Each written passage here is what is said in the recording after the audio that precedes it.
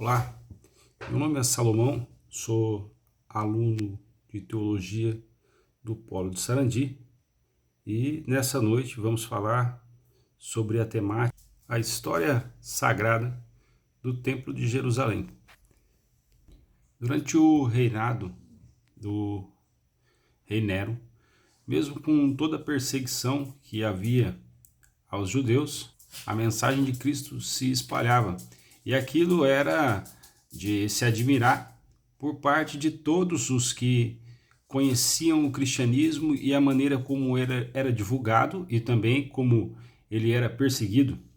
Para os romanos, aquilo era algo inexplicável. Apesar de toda a perseguição, o cristianismo passava cada dia mais a crescer e alcançar novos adeptos, até mesmo entre os romanos. A curiosidade causada dentro do Império Romano acrescentava a cada dia mais cristãos, aqueles que iam de se salvar, mesmo com tanta perseguição que acontecia naquela. Embora a maior parte dos judeus não compreendendo a mensagem de Cristo, esperavam de Cristo mais do que um Salvador, eles esperavam, quem sabe, esperavam um Cristo, um ativista político, no tom de mais ou menos como ocorreu com os juízes que vinham para uma liderança ativista, na tentativa de salvar o povo da perseguição e dos altos impostos que era cobrado pelos governadores daquela época.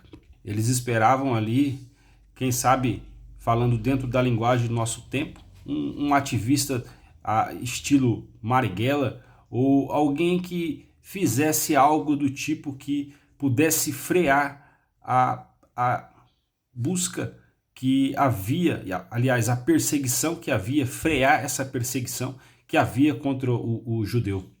No final do século VI, houve uma revolta por parte dos zelotes que tentava frear essa perseguição e esses altos impostos que eram cobrados dos judeus, porém terminou de uma maneira um tanto catastrófica. Essa guerra foi chamada por Flávio Josefo, né, a Guerra dos Judeus. Alguns chegam a dizer que Flávio Josefo, na época, utilizava o nome de José e posteriormente passou a utilizar o nome de Flávio Josefo, sendo um dos combatentes dessa guerra. Vespasiano, que estava no poder na época, sabia de toda a situação e da revolta dos judeus que vinha crescendo. Ele nomeou Tito, que era seu filho, como chefe do exército e solicitou que sitiassem então Jerusalém para tentar conter essa revolta dos judeus.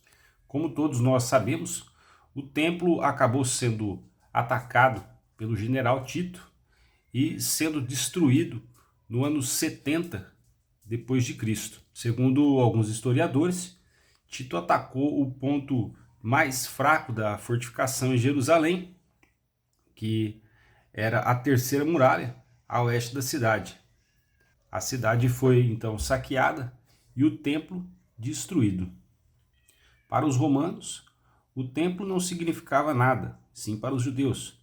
Então, eles enxergavam aquilo como uma fortaleza e não como um templo como enxergavam os judeus, e atacaram e destruíram o templo. A maioria dos judeus que não foram mortos foram feitos reféns e levados para trabalho escravo pelo então general Tito. Após a deportação então dos judeus, Tito sai às ruas e começa a comemorar a sua vitória. E ele expõe então a mesa de preposição, a menorá, como objeto que foi saqueado ali, demonstrando a sua vitória. Objetos então que até aquela época só eram vistos pelos sumos sacerdotes. O templo não significava nada para Tito, né? Sim para os judeus. Desde a época do rei Davi, né, o templo era uma obra-prima, era um sonho, era o seu lugar de refúgio, o seu lugar de encontro com Deus, né? Como dizia o salmista, alegrei-me quando me disseram, vamos à casa do Senhor. Eles não destruíram ali, então, só paredes, eles destruíram a alegria do povo, né, do povo de Deus e o local onde eles se alegravam e se reuniam para buscar a presença de Deus. Após a destruição, com a fé abalada, vários judeus mortos e alguns levados cativos. Então, percebemos ali que a história voltou a se repetir, né? E gerando esse grande conflito, essa situação para os judeus, houve então novamente a dispersão, uma nova dispersão ocorrida através da destruição do templo. E o general Tito destruiu, sabendo disso, sabendo que ele não estava apenas quebrando paredes, ele estava acabando destruindo a fé, ele estava destruindo a alegria de um povo e ele estava destruindo o local onde essas pessoas se reuniam então para buscar a Deus e fortificar a sua fé. Agora falaremos do templo em três aspectos. O aspecto político. Dentro do aspecto político, nós temos aqueles que estavam ligados a Roma, que eram os sumos sacerdotes e que prestavam um serviço mais a Roma do que a Deus, pois acabavam de certa forma entregando seus próprios irmãos de fé, em caso de uma tentativa de rebelião, para uma troca de favores até por impostos mais baratos. Com isso, chega o fim também a barganha do sacerdote, né? E o Estado em busca de favores. Chega também ao fim a compra de cargos através dos sumos sacerdotes, porque era algo aonde o sumo sacerdote barganhava com o Estado. E chega também ao fim a resistência daqueles que lutavam contra o Estado em busca de uma vida mais tranquila, com impostos mais baixos e tentando buscar a Deus de uma forma digna. Dentro do aspecto econômico, nós podemos dizer que também chega o fim os sacrifícios imorais, como Jesus mesmo dizia, os vendilhões do templo, não é? Aquelas pessoas que faziam dentro do aspecto econômico, através da religião, o seu ganha-pão de uma maneira imoral. Dentro do aspecto religioso, também chega o fim as festas, onde se reuniam milhares de judeus e buscavam a Deus todos os anos. Chega ao fim também a resistência de um povo. Chega ao fim também a alegria e a adoração do povo de Deus com a destruição. E o que sobrou do templo? O que sobrou do templo foi o Muro das Lamentações, e não só o Muro das Lamentações. As lamentações onde se reúnem todos os anos, onde é conhecida por todo judeu e que frequentam ali milhares de pessoas todos os anos, fazendo suas petições, um local onde eles consideram um local sagrado, um local onde deve Deus ser adorado. Esse local, que mesmo destruído, nos dias de hoje, pode-se afirmar que é o local por metro quadrado mais desejado e perseguido do planeta.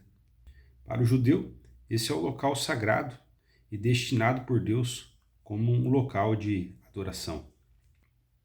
Para os muçulmanos, também se trata de um local sagrado e, segundo algumas tradições, foi ali que Maomé foi levado ao céu. Neste local, também Israel tem o interesse de reerguer o terceiro templo, mas para o povo muçulmano isso seria uma grande afronta. Afronta porque o povo muçulmano reivindica naquele lugar o futuro Estado palestino. A disputa sobre o monte do templo envolve algumas questões, Primeiro, a questão identitária, né? E segundo, questões religiosas e políticas. Fato é que nós ainda veremos, infelizmente, mais disputa por aquele local entre israelitas e palestinos e mais capítulos de horrores, infelizmente. Como aprendemos em nossas aulas, o local foi um local designado por Deus. Deus não permitiu que Davi construísse o templo. Salomão assim o fez. O templo foi destruído. Depois foi restaurado por Herodes no ano 70 e também destruído depois por Tito. Até hoje esse local, considerado como um local sagrado por milhares de pessoas, continua sendo uma disputa, como eu disse, o local por metro quadrado mais disputado do planeta. E infelizmente veremos guerra e destruição por conta daquele local.